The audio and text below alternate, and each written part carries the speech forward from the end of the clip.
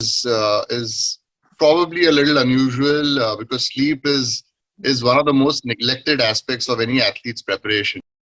The World Health Organization has declared sleep deprivation as an endemic, and almost half the people globally do not get enough sleep. Start by introducing Ayan, working on a thesis that focuses on the impact of behavioral therapy modules on sleep patterns.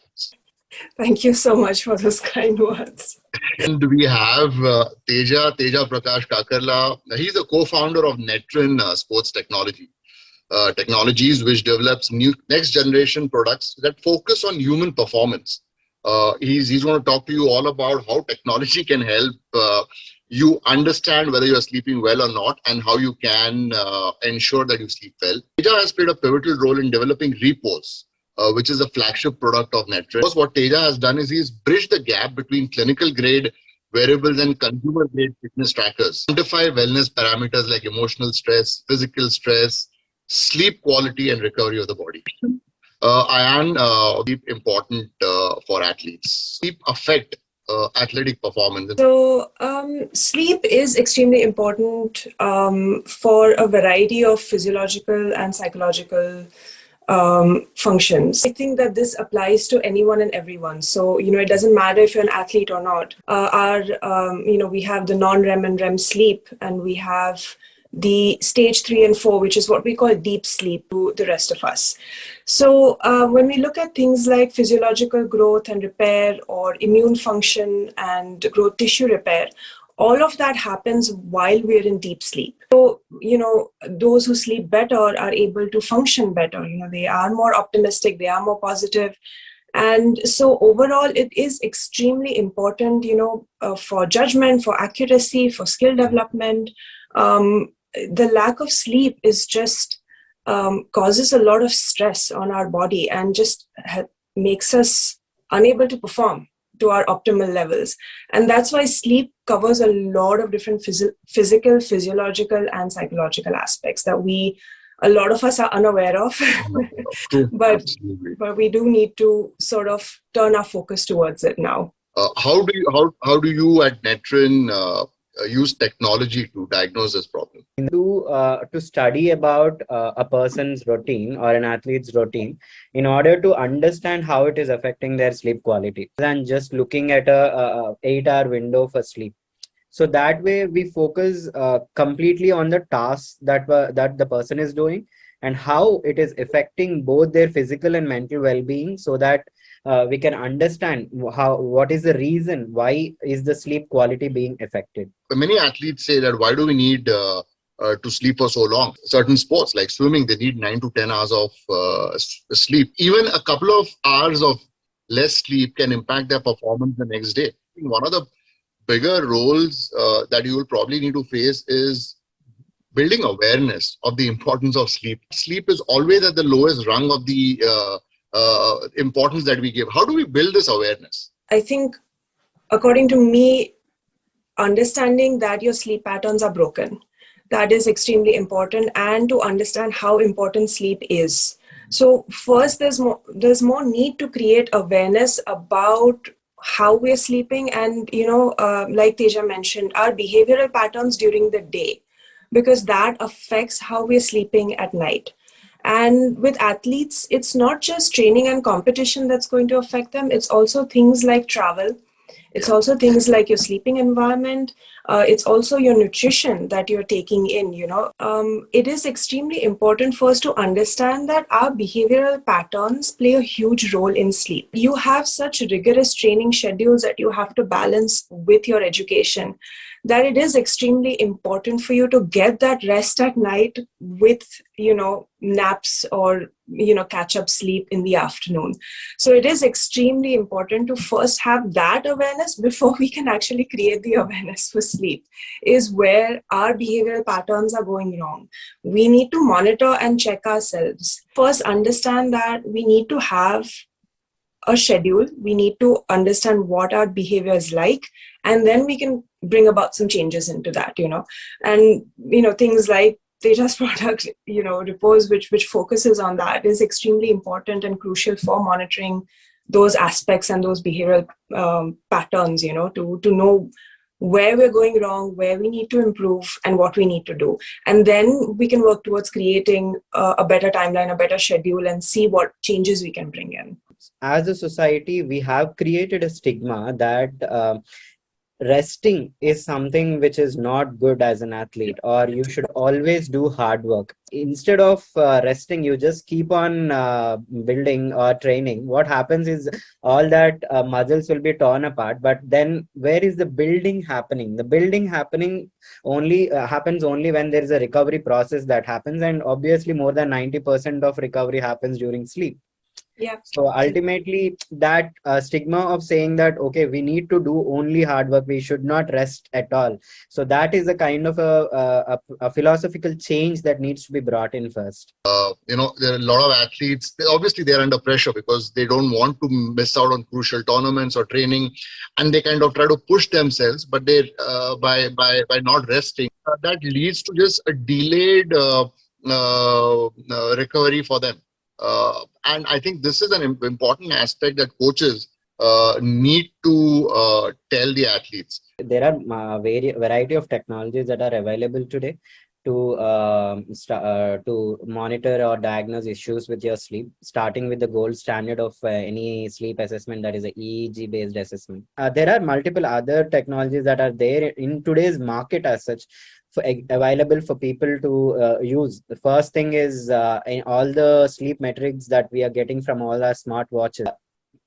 After EEG, I would say ECG is the gold standard to go with whenever we are looking at data that is coming in from a cardiovascular standpoint.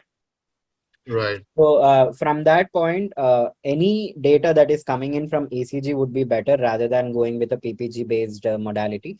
So that is one pointer I would say. And then anyways, whether you're using ECG or PPG, it ultimately boils down to the how we are looking at the data. How are we interpreting the data and making sense out of it? In simple terms, how can an athlete improve his or her quality and quantity of sleep? Hygiene is number one, which is waking up on time, having your meals on time, no caffeine usually in the afternoon, because caffeine is a stimulant, so that's going to keep you up for a longer time. Going to sleep around the same time every day, keeping a 2-hour window between going to sleep and having your meal, not having sort of, electronics in the room. Basic, we start with sleep 101 till late at night. So having that schedule is extremely important, being aware of what things that are stimulating us and are preventing us from going to bed at night. So I think having a routine, having a schedule, managing your time is extremely important. And more than anything, having an appropriate sleeping environment, taking care of noise, light, temperature, very important. And travel is a big thing. So try to organize and optimize your travel in such a way that you're still able to manage your sleep schedule and your food in a way. Sometimes light therapy helps with that, when you sleep depending on the sleep, try to arrive at night so that you're sleeping is dark, and then when you're waking up in the morning it's light. So light therapy is extremely important. You can even do things like cold water immersion therapy or cryotherapy to help you rest and recover, which also helps you sleep better at times as well. How many of them are really tracking their sleep and really taking action based on that, and how do they do that using the data?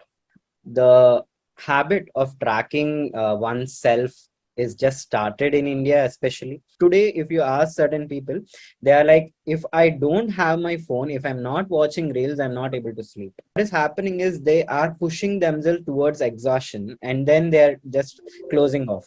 That's what is happening with them. But then the actual, that is where the poor quality of sleep reflects. Yeah. So it depends on what kind of activity that you're doing before stepping into the bed. Before at least 1 to 2 hours before sleep, you have to ensure that you are physically and mentally both shutting down. Identify what is affecting the person. Yes. What is triggering that lack of or improving that sleep latency period, and that is something which technology helps in. So that is the main reason why tracking has to be done on a regular basis. Once you're on bed, you first drift into light sleep, and then go into a deep sleep, and then go into a REM sleep. And this is a single cycle. So this almost takes approximately 90 minutes to finish one cycle. And then as we go on, like for the within 8 to 9 hours of duration of sleep, everyone will go at least go through these cycles like 4 to 5 times.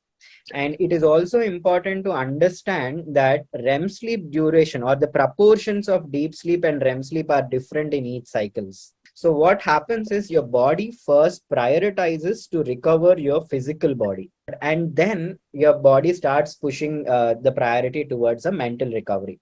So 3 to 4 hours of sleep might give you physical recovery, but not mental recovery. Yes. A lot of the behavior that we have is actually cyclical. People don't realize is how these small things can actually cause an entire behavioral cycle that really needs to be broken down. Waking up feeling refreshed is the indicator that you slept well at night. And that's what you need, especially when you have a really grueling schedule like an athlete would, especially a young athlete, a student athlete, where they have school to balance with sport. There's one question which says, please enlighten us on the quality of sleep. There are lots of questions on quality and quantity. Required number of sleep hours, and is an afternoon nap good? Aspects of it. He's the expert on that one.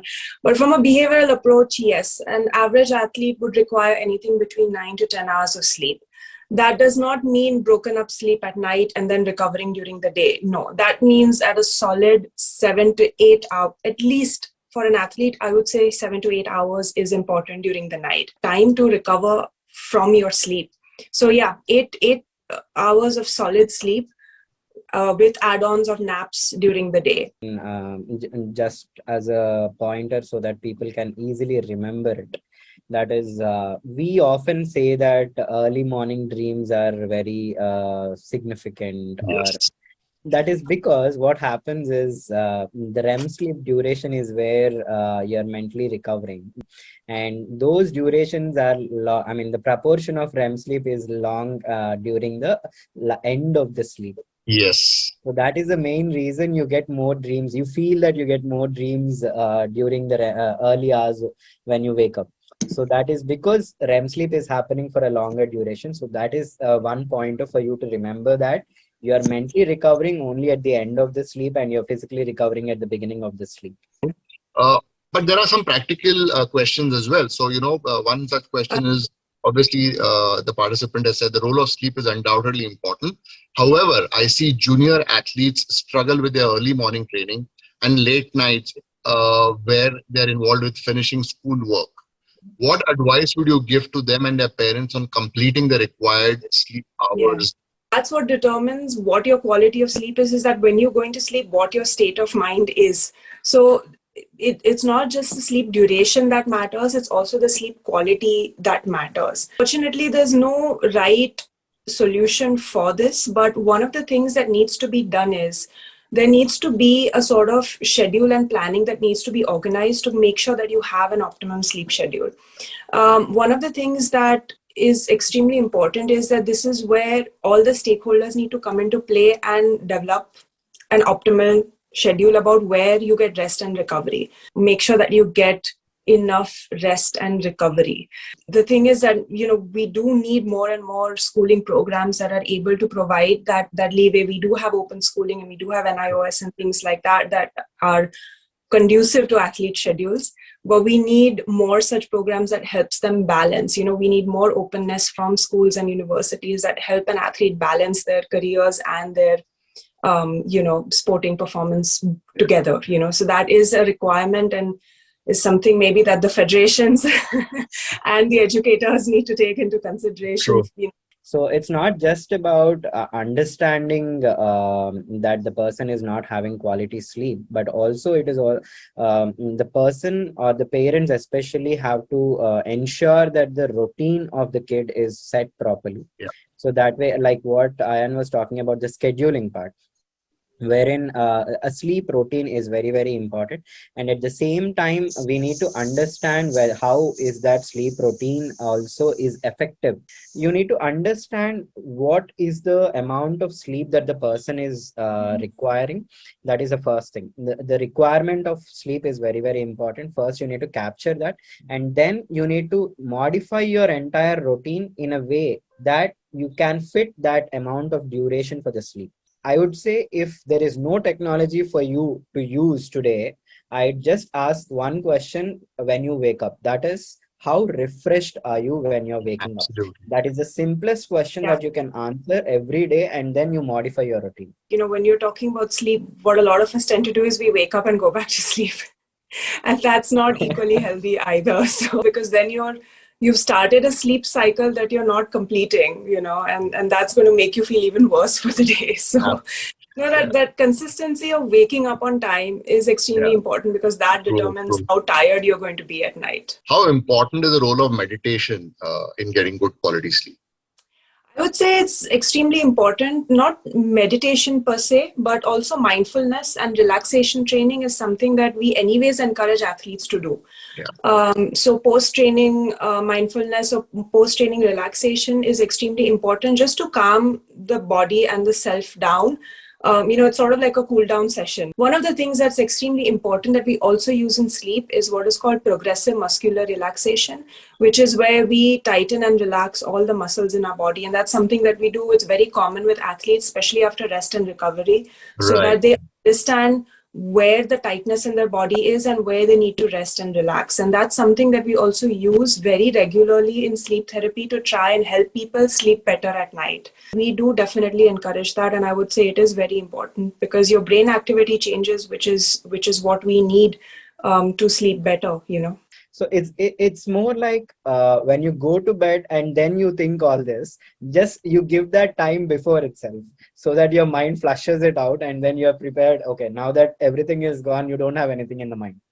Thank you, Ayan, and thank you, Teja, for joining us today. And thank you. I'm sure people will carry a lot from today's chat.